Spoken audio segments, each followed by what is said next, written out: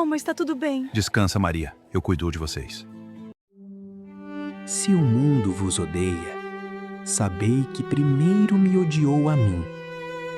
Se fosses do mundo, o mundo gostaria daquilo que lhe pertence. Mas porque não sois do mundo, porque eu vos escolhi e apartei do mundo, o mundo por isso vos odeia. Lembrai-vos daquilo que eu vos disse.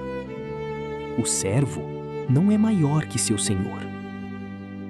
Se me perseguiram a mim, também perseguirão a vós.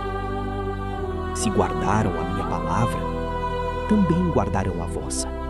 Tudo isto eles farão contra vós por causa do meu nome, porque não conhecem aquele que me enviou.